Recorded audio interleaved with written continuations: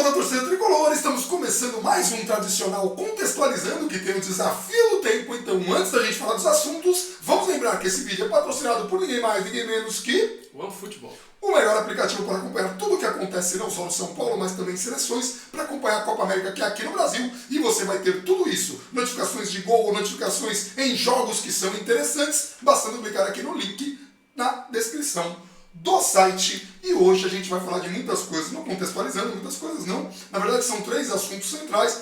A saída do Diego Souza, que a gente considera boa e a gente vai explicar por quê. A possível saída do Nenê, no momento que estamos gravando esse vídeo ainda é um rumor, mas esses rumores estão bem acelerados, né? Estão num caminho que parece ser bom, a gente vai saber só depois. E a terceira são essas enchentes aí, esses alagamentos que acabaram castigando o Morumbi, que provavelmente tirarão o clássico São Paulo e Palmeiras, né, do Morumbi e acabarão levando para o Pacaembu. Vamos começar por Diego Souza, né? Primeira coisa, o Diego Souza, agora que saiu, causou assim uma surpresa, uma comoção. Então até então era um jogador bastante criticado pela torcida pelo começo desse ano. O pessoal já começou a entender que no ano passado ele não foi tão bem assim, que era um jogador caro, mas foi ele ir embora e todo mundo, nossa, mas como assim? Tá dando de graça, o jogador é um craque, não sei o quê. E aí vamos falar por que foi positivo. Primeiro vamos tentar entender o quão errado foi trazer o Diego Souza, né? Um dos argumentos, né, centrais de quem está comovido com a saída do Diego Souza é como é que você contrata por 10 milhões e aí você empresta sem ganhar nada, um retorno financeiro imediato. O erro está lá atrás, né? O erro está na você pagar 10 milhões de um jogador como o Diego Souza, que quando veio, inclusive, vinha sendo vaiado pelo esporte, pela torcida do esporte, com a bola rolando. Aí no retiro ele dominava a bola, a torcida vaiava o esporte. Eu lembro muito bem em jogos no segundo semestre em que isso aconteceu. E o São Paulo pagou 10 milhões num cara desse, né? E vamos falar, mas o esporte queria ele agora? Queria, porque o esporte é um time no certame nacional com menos aspirações que o São Paulo e acaba aí né? Querer o cara agora não elimina que quando ele veio, ele estava sendo vaiado por estar praticando futebol horroroso. Então são 10 milhões, um gasto muito grande num jogador desse naipe e um salário, um vencimento muito alto. Então esse foi o primeiro erro. Então a trazer o Diego Souza nessas condições foi um erro muito grande do São Paulo, uma esperança que tinha de substituir o Prato naquela ocasião. Ou alguém achou que o São Paulo fosse trazer o Diego Souza e aí fosse recuperar esse investimento ou parte desse investimento. Jogador de 33 anos, muito difícil. Muito improvável. Mas era porque o São Paulo tinha perdido Hernanes e Prato, então estava querendo dar uma resposta muito rápida e acabou gastando muito. Então o erro foi lá atrás. Mas o erro não foi apenas lá atrás, teve o erro desse ano, que foi o planejamento financeiro. Gente, agora não é o Raí, tá? Isso é o planejamento financeiro do clube. Isso é um planejamento, um erro de todos. O planejamento do clube. Como você calculou dentro do dinheiro que você teria a receber, ou que você vai receber, ou qualquer coisa assim, que você vai passar de um mata-mata, aí depois você vai passar de outro mata-mata, aí depois você vai passar da fase de grupos, e depois você vai passar de outro mata-mata. Você não pode, se você tivesse feito todo o planejamento correto, o seu técnico fosse unânime, tudo tivesse caminhando perfeitamente, você não pode planejar o seu ano baseado em vitórias em torneios mata-matas, ou em duelos mata-matas. Você não pode fazer isso. O São Paulo calculou 3 vitórias em mata-matas, incluindo 2 na fase prévia e 1 nas oitavas de final, e queria se classificar estando na fase de grupos. Perdeu logo na primeira, que é extremamente natural. O mata-mata permite isso, você ser eliminado por uma equipe tecnicamente inferior, e foi o que aconteceu. E agora o São Paulo, por causa disso, perdeu cerca de 30 milhões de reais. Quando você perde cerca de 30 milhões de reais, isso vai gerar, obviamente, consequências em todos os setores, incluindo o setor de você ter um jogador como o Diego Souza, que é reserva, está dando um retorno dentro de campo praticamente nulo e tem provavelmente o segundo maior vencimento mensal do elenco agora que o Hernani chegou.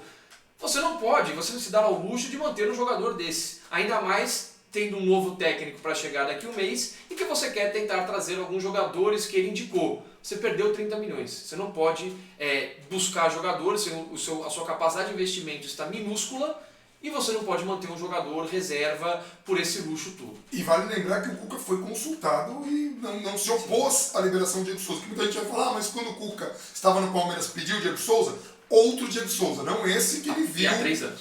Então, e aí o Cuca assistiu.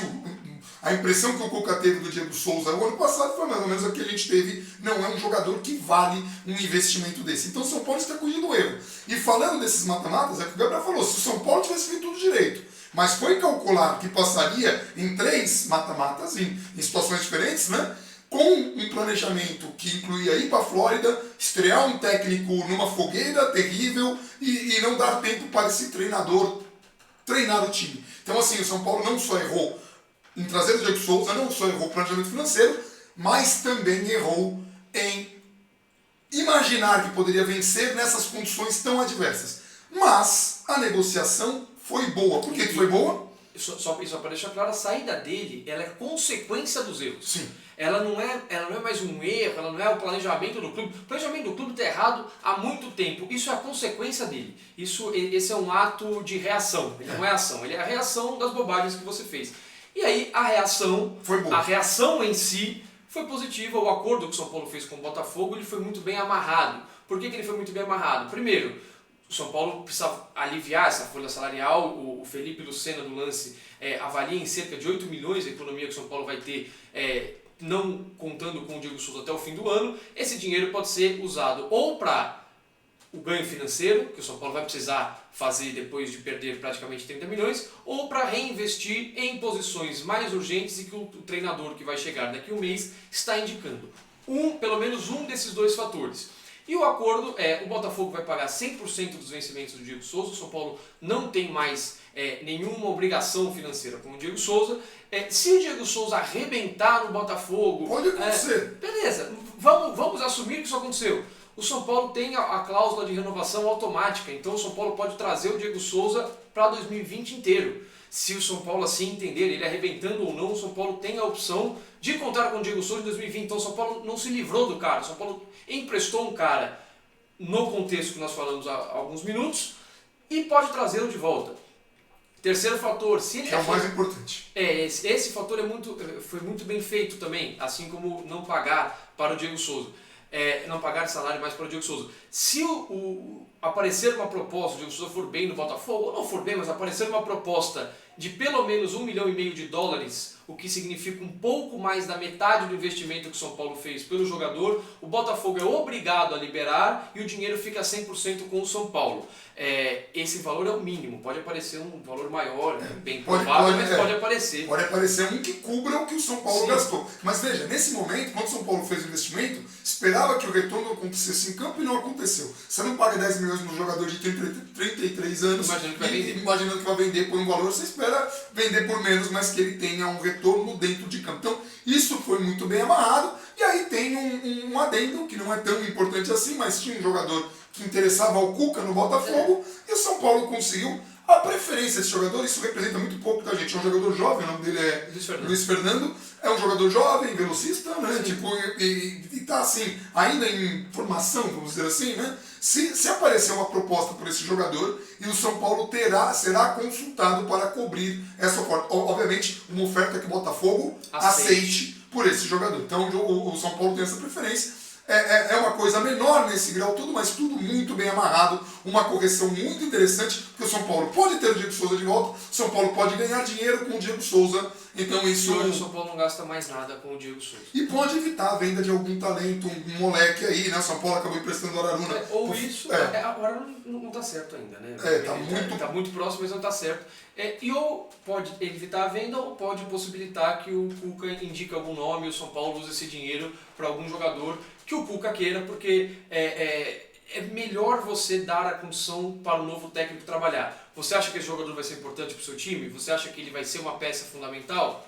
Vamos, se for possível, trazer essa peça, porque depois de perder 30 milhões e ter o poder de investimento praticamente nulo, o São Paulo não vai conseguir trazer, ou dificilmente vai conseguir trazer, um Roger Guedes da China, que há menos de um ano pagou uma bala para tirar o cara do Atlético Mineiro / Palmeiras, né? Ele estava jogando no Atlético Mineiro, mas pertencia ao Palmeiras. Mesmo na fase. Sim, o Tietê é a mesma coisa, os ucranianos vão dificultar ao máximo a saída dele e nós não temos dinheiro para ir lá peitar os ucranianos, então a gente tem que fazer as negociações de uma maneira diferente, emprestar um cara que é reserva e está com vencimento alto e realocar esse dinheiro, Sim. Enfim, até porque o que o São Paulo, se mesmo que o São Paulo conseguisse fazer negociação com o time chinês e com o time ucraniano, teria que ainda tratar com os jogadores para diminuir os vencimentos consideravelmente dentro dessa previsão do dinheiro que o São Paulo perdeu, que foi uma coisa terrível, né? O Araruna, um amadorismo enorme. O Araruna tem uma possibilidade de ir para o Fortaleza, no momento que estamos gravando esse vídeo, e isso é bom para todo mundo, porque seria para desenvolver o jogador, ainda nem caso salário, é para desenvolver um jogador. E sim, ele já tinha sido anunciado. Eu estranhei quando você falou, porque eu já vi ele com a camisa do Fortaleza. Então foi fácil. Mas assim, foi muito bacana, e foi legal ter vindo confirmar, mas eu achei que tivesse alguma coisa recuado e eu não tinha visto. Eu que vacilei. O Araruna indo é para desenvolver o jogador. Aí é uma outra situação, e é ótimo. Tá? Porque vai desenvolver na mão do Rogério Ceni, que desenvolveu aquele que eu acredito muito no potencial do Araruna, que aqui não teve grandes oportunidades, grandes sequências. Então, e o Rogério vai saber usar. Vai saber usar na lateral, de volante, o cara vai voltar um jogador melhor pra gente. O Nenê, a saída do Nenê, a possibilidade da saída do Nenê, ainda é um rumor no momento que estamos gravando esse vídeo, porém, esse rumor está crescendo justamente porque o alvo do São Paulo, que seria numa possível negociação, não dá para falar se é bom ou ruim, gente, porque não aconteceu e a gente não sabe as condições. Se o São Paulo tiver que pagar salário do Nenê, metade que seja, já não compensa, porque o que o São Paulo precisa agora é economizar. Mas se vai um Nenê e vem um Calazans para cá, por que o rumor está forte? Porque o Calazans começou a curtir publicações de São Paulo. A gente não sabe. Adoidado, inclusive. Adoidado. Então isso normalmente é um indício muito forte. A gente não gosta de trabalhar com rumor, mas essa seria uma troca mais interessante, porque o Cuca não tem interesse no Nenê, tem interesse no Calazans e mostra que o São Paulo está dando prioridade para o técnico. Porque se o São Paulo não for respeitar o técnico como não respeitou os últimos que teve, não adianta trazer um Cuca, não adianta trazer ninguém. A diretoria precisa aprender a respeitar as opções do treinador para que o treinador tenha alguma possibilidade de sucesso. Se o Nenê for, é o mesmo caso, porque o Nenê também não vinha apresentando um futebol bom. Jogou 2 meses e meio no São Paulo. 2 meses e meio que a gente até na chegada do Aguirre, a pausa para a Copa do Mundo. Foi mais ou menos esse período. E daí para frente, o próprio Aguirre entendeu que não dava para ele né? Então assim, é que nem o Diego Souza. Muita gente fala, poxa, nos liberamos um jogador que era o artilheiro do time, nas mãos de um técnico que a gente não lamentou a saída. E se a gente for analisar apenas os números a curto, grosso, sem avaliar mais nada, o Lenilson, em 2006, apenas para citar um exemplo, ele foi mais importante que o Danilo no ano de 2006, quando nós fomos vice-campeões da Libertadores e campeões brasileiros. Porque o Lenilson foi o artilheiro do ano ao lado do Rogério Ceni e fez gol, inclusive, na final da Libertadores.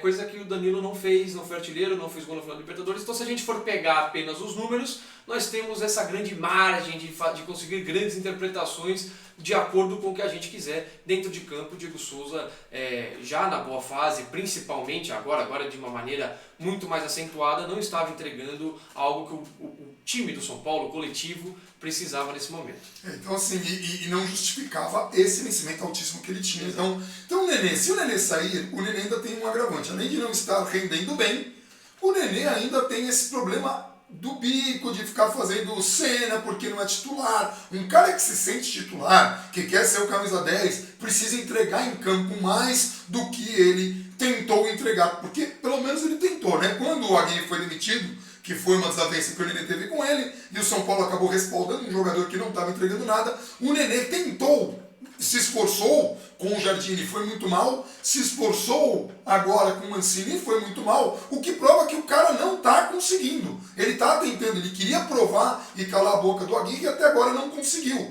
Então assim, se o Nenê sair... Sério o bico, né? A partida contra o Red Bull saiu chutando porta de vestiário. Então assim, é um desrespeito muito grande que a instituição seria muito bom, até por uma questão de ambiente que fosse. E se o São Paulo conseguir trazer o jogador que o técnico indicou, seria uma negociação que, a princípio, tende a ser positiva. De novo, temos que avaliar as condições de quanto, se caso o São Paulo vai continuar pagando alguma parte do salário do Nenê, esse Calazans, se vier, se o São Paulo vai pagar o salário dele também, caso pague o salário do Nenê, vai Se pagar vai ter dele opção de e do compra, cara. Enfim. tudo isso a gente vai conseguir avaliar se acontecer, tá, gente? E assim, a gente está falando de indícios, mesmo que as coisas estejam encaminhadas nesse sentido, como é o caso do Calazans, curtindo um monte de coisa do São Paulo aqui, a negociação pode melar por qualquer outra razão que não seja a vontade do jogador ou do clube, ou, enfim. É negociação, as coisas não são cravadas assim, não é videogame que você fecha lá, acabou e já foi. Entendeu? Mas dependendo da circunstância seria bom, muita gente vai falar, pô, mas vai tirar o Nenê, é o único meia do time. Ok, mas ele tá entregando como meia? Não tá, então não tem. É melhor logo que ele vá e que o São Paulo corra atrás para repor essa peça e etc e tal. Óbvio que entendo quem pense, pô, perdemos Diego Souza e Nenê, e se acontecer, os resultados não virem, isso vai ser muito cobrado? Vai. Mas como, não sei se o Gabriel falou, nós estamos reagindo, nós não estamos agindo, nós estamos corrigindo erros de planejamento, não só de futebol, mas de planejamento financeiro, enfim. E toda hora é um técnico novo, e aí é muito difícil. É pensamento diferente, é modelo diferente, é preferência por jogador diferente, é característica diferente. O São Paulo de novo, o planejamento é ridículo, seja financeiro, seja de futebol, seja de tudo. E agora sobra o que está acontecendo aqui, entendeu? Então, pelo menos as reações são positivas. Pelo menos o São Paulo parece ter depois que você errou tudo, você começa a acertar a migalha ali. Podia ser pior, porque no ano passado o Raí chegou a cogitar emprestar para o Vasco o Diego Souza pagando metade do salário. Isso teria sido um erro ainda maior. E no caso de agora, não muita gente, mas como é que você emprestou de graça, não sei o que lá, apesar da gente já ter citado o modelo da negociação com o Botafogo, não é porque você pagou 10 milhões de reais no cara, e esse foi o erro, como nós falamos aqui, que você vai ficar bancando esse eu não paguei 10 milhões, ele só sai se eu ganhar 5, 6. Se você vai ficar gastando mais dinheiro para manter o cara porque você fez um erro lá atrás, não faz nem sentido. É o que a gente chama no futebol de morrer abraçado, né? Morrer abraçado com o cara. Então é isso, se Nenê sair, dependendo das condições, pode ser um acerto. A saída do Diego Souza nessas condições foi um acerto, que o São Paulo pode recuperar o jogador caso ele venha a brigar, pode recuperar o dinheiro caso receba uma proposta, então bom para todo mundo. O São Paulo pode aí talvez segurar algum talento da base por um pouco mais de tempo. E agora a gente vai falar do último assunto desse contextualizando. Infelizmente, as chuvas que alagaram o Morumbi. O São Paulo está se mexendo, ao contrário de muitos discursos. Foi pedir para a prefeitura, se tinha deixado pendente, eu tinha deixado essa informação pendente na última live, porque eu não tinha ido atrás de confirmar, mas acho que a Gazeta Esportiva divulgou que o São Paulo vai pedir a isenção ou o abatimento dos gastos que vai ter na parte social e no Morumbi do IPTU para a prefeitura e para o governo, porque nem tudo que aconteceu ali por causa das chuvas é culpa do clube. Tem um córrego que passa ali embaixo, que não está sobre a gestão, não sei o São Paulo não pode mexer no córrego, ele fez... Não é responsabilidade do São Paulo. E ele não tem poder para mexer nisso. Então o que ele fez? Ele reforçou a estrutura para aguentar uma coisa fora da curva, mas essa foi fora da curva, Blaster...